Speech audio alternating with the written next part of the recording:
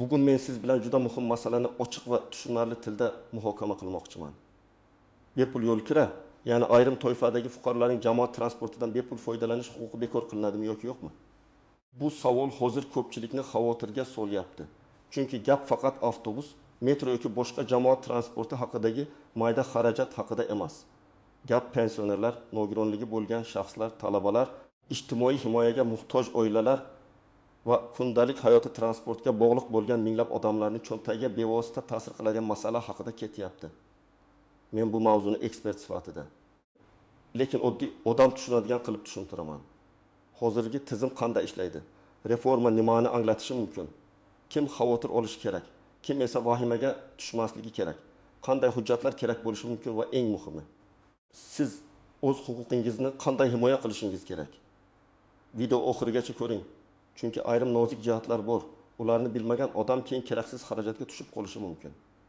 Hozirning o'zida kanalga obuna bo'ling va videoga like bosing. Chunki bunday ma'lumotlar har bir oilaga kerak bo'ladi. Avval tizim qanday edi? Shuni tushunib olaylik. Bizda uzoq yillardan beri ayrim fuqarolar uchun jamoat transportida imtiyozlar mavjud. Kimdir butunlay bepul yuradi, kimdir chegirma bilan yuradi, kimdir esa ma'lum yo'nalishlarda yoki ma'lum transport turlarida imtiyozdan foydalanadi. Amalda bu tizim ko'p hollarda qog'oz hujjat, guvohnoma, maxsus ma'lumotnoma yoki tegishli maqom asosida ishlagan. Masalan, bir pensioner avtobusga chiqqanda pensionerlik guvohnomasini ko'rsatgan. Nogironligi bo'lgan shaxs maxsus guvohnoma asosida yo'l kira to'lamagan. Ayrim hollarda urush qatnashchilari, mehnat faxriylari, ijtimoiy himoyaga muhtoj toifalar yoki qonun bilan belgilangan boshqa guruhlar ham transportda imtiyozga ega bo'lgan. Lekin bu yerda muammo shundaki, imtiyoz tizimi qog'ozda bor bo'lsa ham, amalda hamma joyda bir xil ishlamagan. Bir tumanda haydovchi guvohnomani ko'rib, odamni bemalol o'tkazgan. Boshqa joyda esa haydovchi menga bunday buyruq kelmagan. Bu yo'nalishda o'tmaydi. Faqat ertalab amal qiladi yoki kartangiz bo'lishi kerak deb tushunmovchilik qilgan. Natijada fuqaro o'z huquqini bilsa ham yo'lda asabiylashgan, tortishgan, ba'zan esa baribir pul to'lashga majbur bo'lgan. Endi esa reforma deganda nimani tushunish kerak? Reforma ko'pincha imtiyozni bekor qilish degani emas. Lekin ko'pchilik aynan shunday tushunadi. Aslida davlat yoki mas'ul tashkilotlar tizimni tartibga solmoqchi bo'lsa, bir nechta yo'l bo'lishi mumkin. Birinchi yo'l, bepul yurish huquqi saqlanadi. Lekin qog'oz guvohnoma o'rniga elektron karta joriy qilinadi. Ikkinchi yo'l, odam transportda to'laydi, keyin davlat unga kompensatsiya beradi.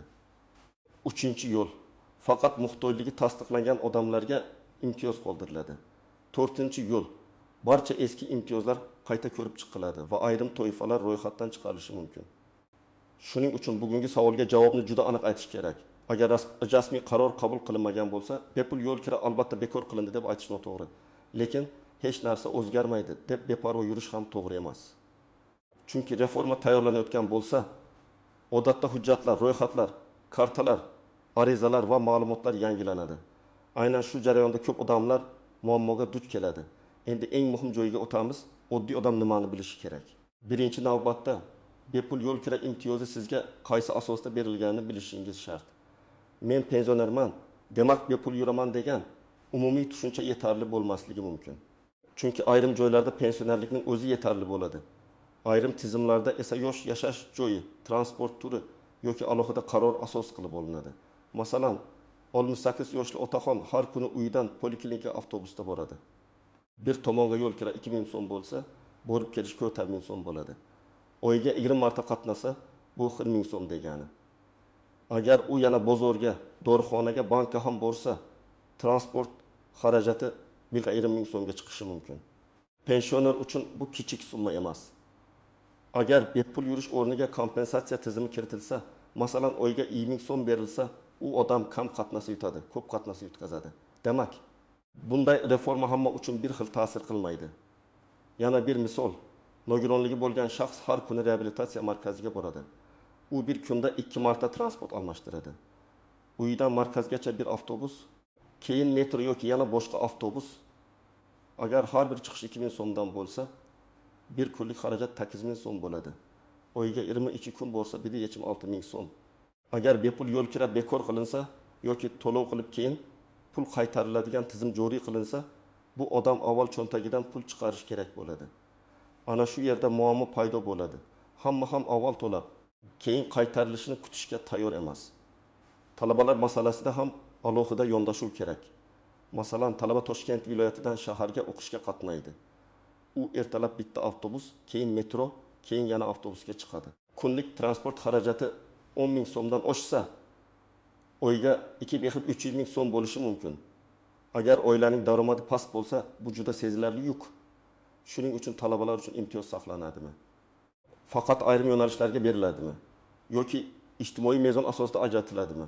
Bularning barchasi odamlarning real hayotiga ta'sir qiladi. Kimlar xavotir olish kerak? Birinchi navbatda imtiyozdan hozir foydalanayotgan, lekin qo'lida hujjati to'liq bo'lmagan fuqarolar. Masalan, guvohnoma eskirgan, yirtilgan, muddati o'tgan, ma'lumotlar bazasida familiya noto'g'ri yozilgan, pasport yangilangan, lekin imtiyoz kartasidagi ma'lumot yangilanmagan. Reforma jarayonida aynan shunday odamlar tizimdan tushib qolishi mumkin. Chunki elektron tizim siz imtiyozlisiz deb chiqarmasa, haydovchi yoki nazoratchi sizning og'zaki gapingizga qarab qaror qabul qilmaydi. Ikkinchi guruh boshqa hududda yashab, boshqa hududda transportdan foydalanayotganlar. Masalan, odam viloyatda ro'yxatda turadi, lekin Toshkentda ishlaydi yoki davolanadi. Agar imtiyoz mahalliy byudjet hisobidan moliyalashtirilsa, siz bu hudud ro'yxatida emassiz degan savol chiqishi mumkin. Shuning uchun yashash joyi, vaqtincha ro'yxat, doimiy ro'yxat va ijtimoiy maqom bir-biriga mos bo'lishi kerak. Uchinchi guruh imtiyozga haqli bo'lsa ham rasmiy ro'yxatga kirmaganlar. Masalan, ijtimoiy himoyaga muhtoj oila bor, lekin temir daftar, ayollar daftari yoki boshqa ijtimoiy reyestrlarda ma'lumot yangilanmagan. Ular biz muhtojmiz deb aytishi mumkin. Lekin tizimda bu ko'rinmasa, imtiyoz avtomatik berilmasligi mumkin. Shu sababli reforma paytida eng katta xavf huquqi bor odamning hujjati yo'qligida. Kimlar vahmaga tushmasligi kerak? Agar sizning maqomingiz aniq bo'lsa, hujjatlaringiz joyida bo'lsa, elektron bazalarda ma'lumotlaringiz to'g'ri bo'lsa, rasmiy qarorlar bilan tanishib bo'lsangiz, sizda vaziyatni nazorat qilish imkoniyati bor. Masalan, nogironlik guvohnomangiz amal qilmoqda, pasport ma'lumotlaringiz yangilangan, telefon raqamingiz davlat xizmatlari tizimlarida sizning nomingizga ulangan, yashash manzilingiz to'g'ri ko'rsatilgan bo'lsa, reformadan keyin ham o'z huquqingizni tasdiqlash osonroq bo'ladi. Bu yerda men bir narsani alohida ta'kidlayman. Reforma har doim yomon narsa emas. Agar tizim to'g'ri qilinsa, imtiyoz haqiqatan ham muhtoj odamga yetib boradi. Soxta foydalanish kamayadi. Haydovchi bilan yo'lovchi o'rtasidagi tortishuvlar kamayadi. Masalan, elektron karta bo'lsa, odam har safar hujjat ko'rsatib o'tirmaydi. Validataga kartani tekkizadi. Tizim imtiyozni taniydi va safar hisobga olinadi. Bu qulay.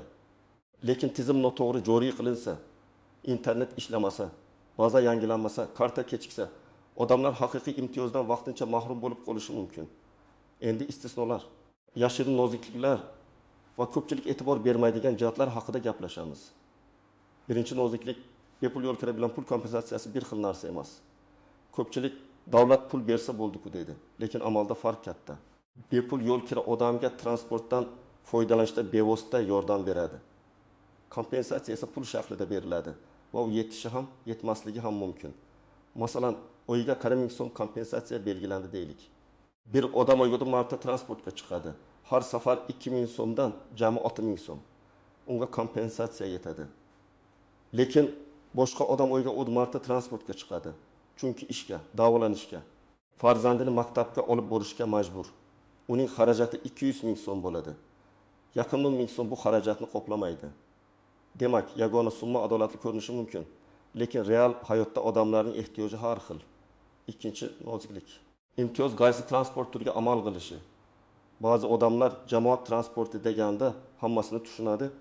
Avtobus, metro, mikroavtobus, shahar atrofi avtobusi, hatto ayrim hollarda elektrishka, lekin huquqiy hujjatda aniq yoziladi. Qaysi transport, qaysi hudud, qaysi vaqt, qaysi toifa.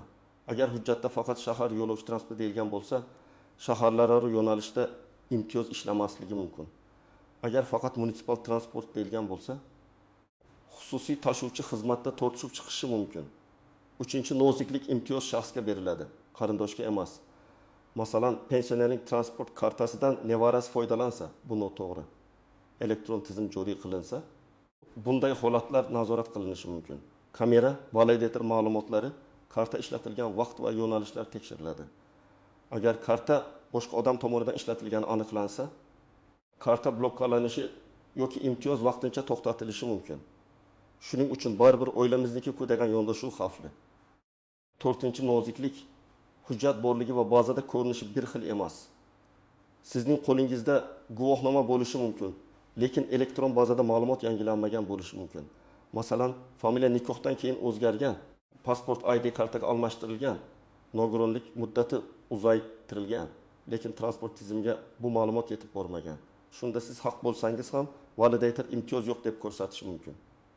Bunday vaziyatda haydovchi bilan tortishish emas, mas'ul idoraga murojaat qilib bazani to'g'rilatish kerak. 5-noziklik, vaqtinchalik davr. Reformalarda eng ko'p muammo o'tish davrida bo'ladi. Masalan, eski guvohnoma hali bekor qilinmagan, yangi karta esa hali hammaga tarqatilmagan. Yoki qaror kuchga kirgan, lekin joylardagi xodimlar to'liq o'qitilmagan. Bunday paytda odamlar kecha o'tdim, bugun o'tkazmadi degan holatga duch keladi. Men bunday vaziyatlarda har bir fuqaro rasmiy manbadan olingan ma'lumotni telefonida saqlab yurishini tavsiya qilaman. Qaror raqami, sana, tashkilot nomi, imtiyoz to'yfasi ko'rsatilgan bo'lsa, tushuntirish osonroq bo'ladi. 6-noziklik, imtiyozni monetizatsiya qilish, ya'ni pulga aylantirish.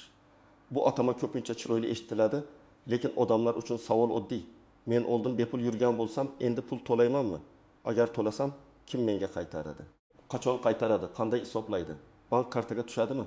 Naqd beriladimi? Ariza kerakmi? Har oy avtomatikmi? Agar shu savollarga aniq javob bo'lmasa, reforma odamlar orasida ishonchsizlik tug'diradi. 7-noziklik. Ijtimoiy adolat masalasi. Ba'zi odamlar transportdan juda kam foydalanadi, lekin imtiyozga ega. Boshqalar esa imtiyozga ega emas, lekin daromadi past va har kuni qatnaydi. Reforma shu nomutanosibliqni to'g'rilash uchun ham qilinishi mumkin. Masalan, davlat hamma pensiyalarga avtomatik bepul yurish emas, balki daromadi past pensiyalarga aniq yordam degan yondashuvga o'tishi mumkin. Bu iqtisodiy jihatdan tushunarli, lekin ijtimoiy jihatdan juda ehtiyotkorlik bilan qilinish kerak. Chunki faqat daromadga qarab bog'lash ham har doim adolatli emas. Odamning sog'ligi, qaramog'idagi oila a'zolari, davolanish xarajatlari, yashash joyi ham hisobga olinishi kerak. Endi siz nima qilishingiz kerak? Men aniq qadamlarni aytaman. Birinchi qadam, o'zingizning imtiyoz maqomingizni aniqlang. Siz bepul yo'l kira huquqidan qaysi asosda foydalanyapsiz? Pensionerlikmi? Nogironlikmi? Faxriy maqomimi? Talabalikmi? Ijtimoiy himoya maqomi yoki boshqa asosmi? Buni taxmin bilan emas, hujjat bilan bilish kerak. Ikkinchi qadam, hujjatlaringizni tekshiring. Pasport yoki ID karta, pensionerlik guvohnomasi, nogironlik ma'lumotnomasi, talabalik guvohnomasi, ijtimoiy himoya reyestriga kiritilganingizni tasdiqlovchi ma'lumot, yashash joyingiz haqidagi ma'lumotlar, telefon raqamingiz va bank kartangiz ma'lumotlari dolzarb bo'lishi kerak. Agar familiyangiz, pasportingiz, manzilingiz yoki maqomingiz o'zgargan bo'lsa, eski hujjat bilan yuravermang. 3-qadam, elektron bazalarda ma'lumotlaringizni tekshirtiring. Buning uchun davlat xizmatlari markaziga borishingiz mumkin. Shuningdek, MyGov uz orqali ayrim ma'lumotlarni tekshirish imkoniyati bo'lishi mumkin. Agar sizda transport kartasi bo'lsa, kartaga bog'langan shaxsiy ma'lumotlar to'g'ri ekanini aniqlang. Agar karta boshqa telefon raqamiga yoki eski pasportga bog'langan bo'lsa, keyin muammo chiqadi. 4-qadam, mahalla yoki ijtimoiy xizmat idorasiga murojaat qiling. Ayniqsa siz ijtimoiy himoyaga muhtoj oila sifatida imtiyoz kutayotgan bo'lsangiz, mahalladagi mas'ullar sizning holatingizni reyestrda to'g'ri aks ettirganmi? Shuni biling. Faqat mahalla biladi deb yurish yetarli emas. Ma'lumot tizimida bo'lishi kerak. 5-qadam, agar sizga transportda noqonuniy ravishda pul to'latishsa, dalil yig'ing. Qaysi sana, qaysi vaqt, qaysi yo'nalish transport raqami, haydovchi yoki nazoratchining talabi, siz ko'rsatgan hujjat, to'langan summa, bularni yozib qo'ying. Iloji bo'lsa, chipta yoki elektron to'lov tarixini saqlang. Keyin transport boshqarmasi, tashuvchi tashkilot, shahar hokimligi huzuridagi mas'ul bo'lim yoki iste'molchi huquqlarini himoya qiluvchi organlarga murojaat qilish mumkin. 6-qadam, murojaat yozganda hissiyot bilan emas, fakt bilan yozing. Masalan, men falon toifadagi fuqaro sifatida jamoat transportida imtiyozdan foydalanish huquqiga egaman. Falon sanada, falon yo'nalishda ushbu huquqim tan olinmadi. Mendan falon summa undirildi.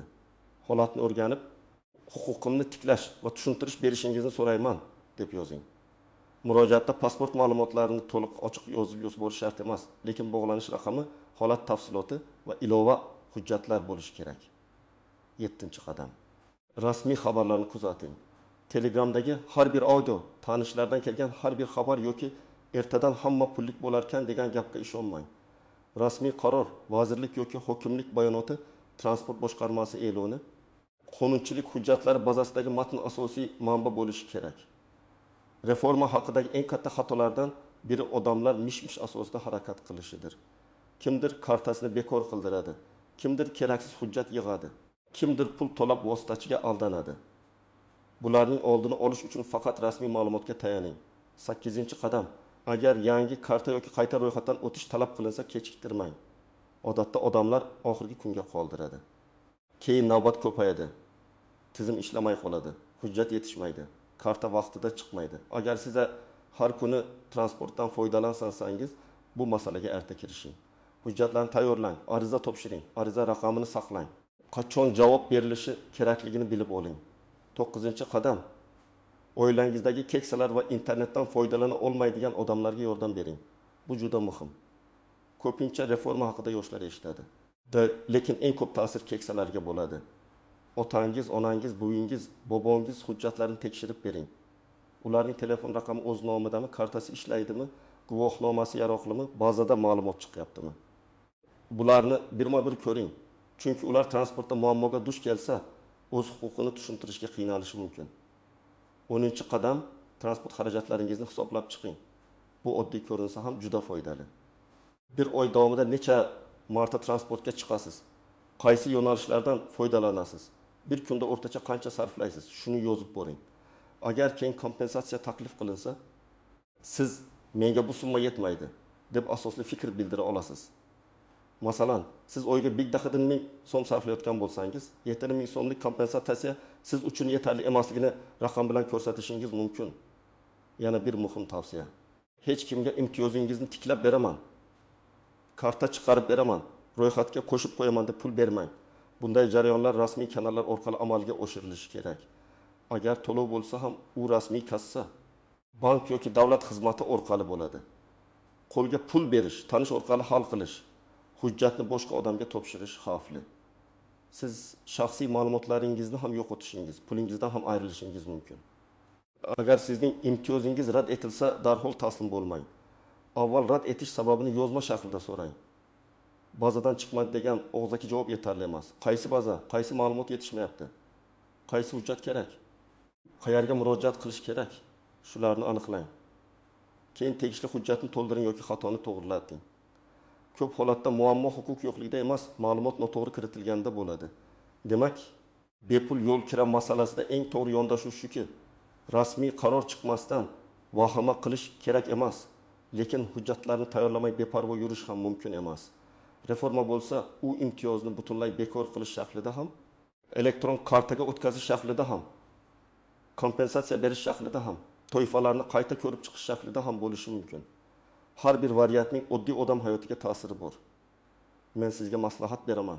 Bugunoq o'zingiz va oilangizdagi imtiyozga ega odamlarning hujjatlarini tekshiring, rasmiy manbalarni kuzating, transport xarajatlarini hisoblab boring va muammo bo'lsa dalil bilan yozma murojaat qiling. Shunda reforma qanday bo'lishidan qat'iy nazar, siz o'z huquqingizni himoya qilishga tayyor bo'lasiz. Sizningcha, bepul yo'l kira saqlanishi kerakmi yoki pul kompensatsiyasi berilgani yaxshiroqmi? Fikringizni izohlarda yozing.